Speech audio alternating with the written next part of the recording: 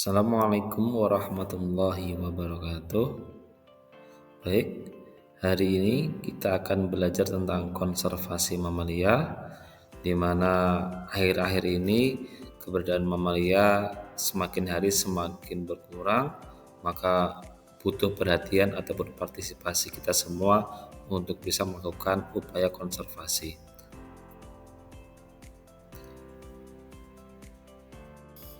Baik, kita mulai dari yang pertama. Kita pelajari dulu, refresh kembali terkait ciri-ciri mamalia, yaitu eukariot. Mamalia ini mempunyai membran inti sel. Yang kedua, termasuk organisme multiseluler, yaitu mempunyai atau tersusun atas banyak sel, sehingga untuk melihatnya kita tidak perlu menggunakan mikroskop. Selanjutnya, mamalia termasuk dalam kingdom Animalia. Berikutnya, memiliki kelenjar susu. Berikutnya yaitu termasuk organisme homeoterm, yaitu berdarah panas. Dan yang berikutnya yaitu memiliki rambut. Jadi kalau kita cermati, mamalia ini memiliki rambut pada tubuhnya seperti itu. Baik, selanjutnya terkait studi kasus mamalia. Di sini kita fokus pada upaya konservasi mamalia. Nah, dalam rangka upaya konservasi mamalia ini melibatkan beberapa aspek lembaga pemerintah ataupun swasta.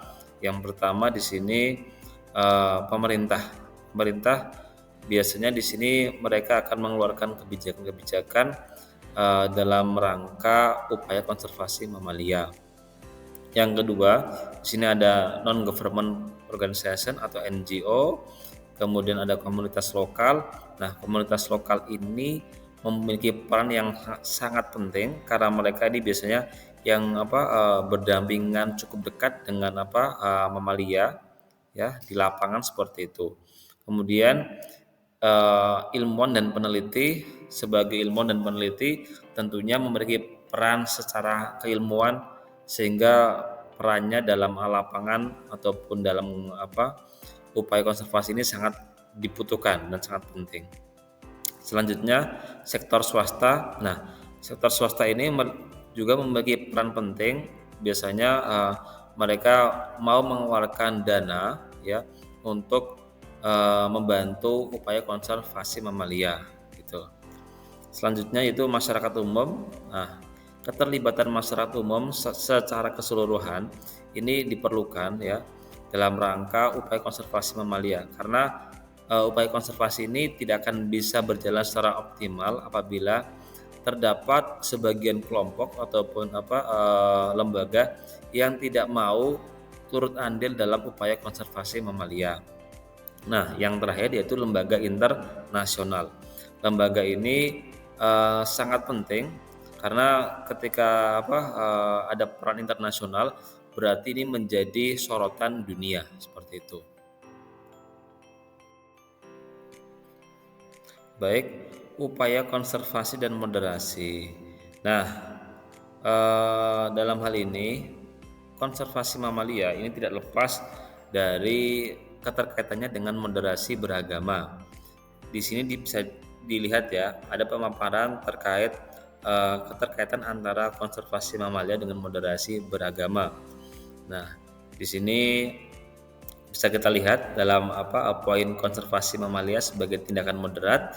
Di sini ada poin sebagai kesadaran etis sebagai makhluk beragama.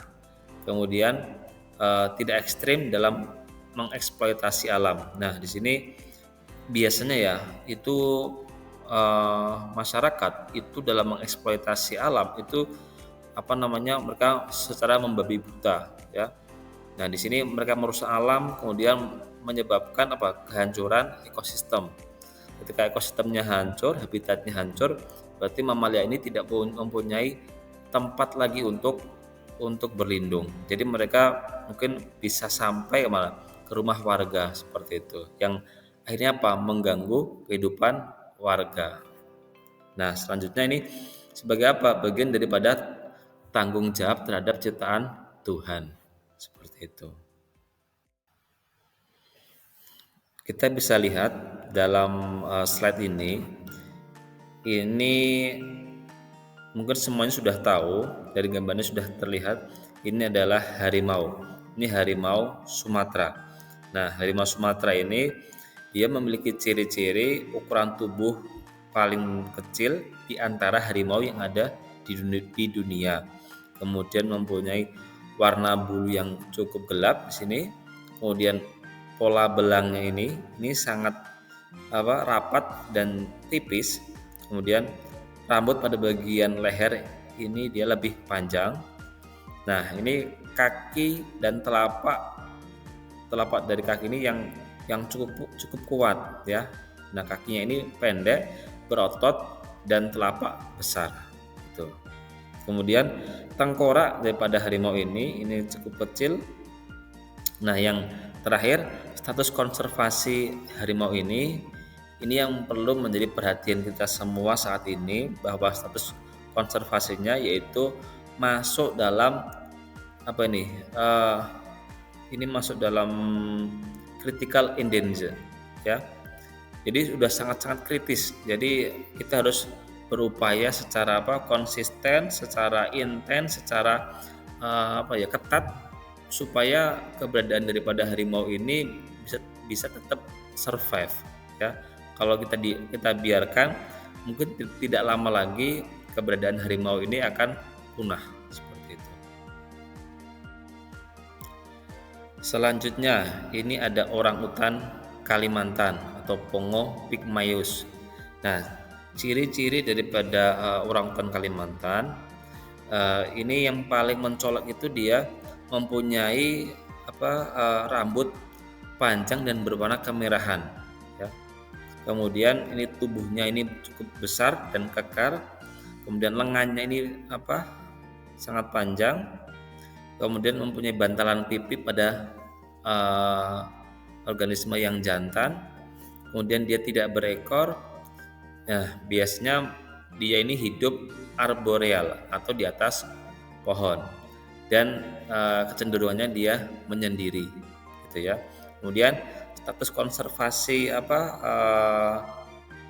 orangutan Kalimantan ini masuk dalam kategori endangered. Nah, kalau kita lihat saat ini ya, kalau di Kalimantan itu hutan-hutan itu kan banyak dijadikan kawasan tambang. Kawasan tambang itu otomatis mereka akan membuka lahan. Dengan membuka lahan tersebut berarti akan merusak habitat daripada orangutan ini. Makanya ini butuh perhatian daripada kita semuanya supaya keberadaannya bisa tetap survive. Kemudian ini status konservasinya tidak masuk ke dalam critical endangered gitu ya. Nah, untuk sekarang ini kita bisa lihat ini hewannya agak unik. Di sini ada Nasalis larvatus atau dikenal dengan nama lokal bekantan. Ini hewannya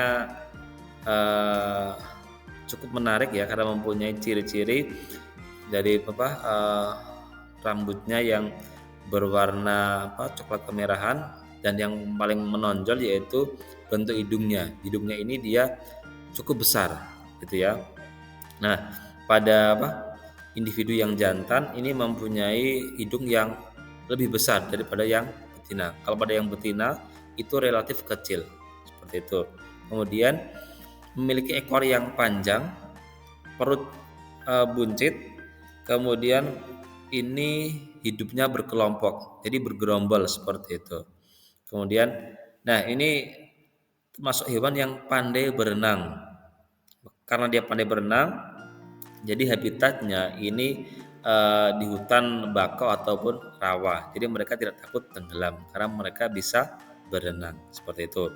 Nah, status konservasi dari hewan ini masuk dalam masuk dalam endangered ya, seperti itu. Baik, ini yang terakhir. Ini ada Orcaila brevirostris atau dikenal dengan pesut mahakam.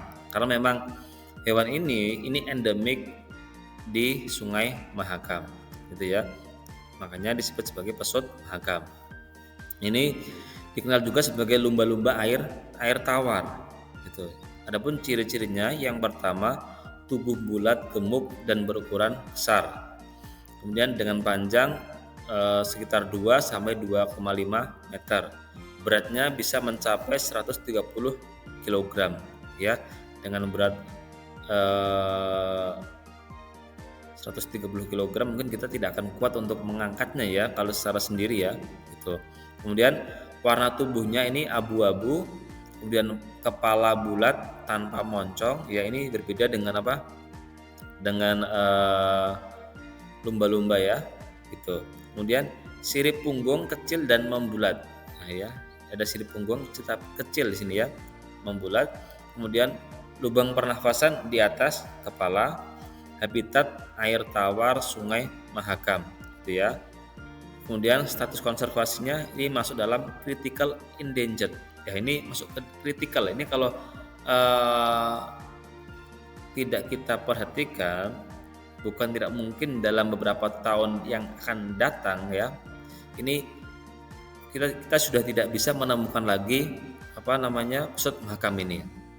Di sini juga banyak kasus kematian pesut mahakam ini yang terjerat oleh jaring nelayan seperti itu. Gitu ya. Terima kasih. Semoga bermanfaat. Assalamualaikum warahmatullahi wabarakatuh.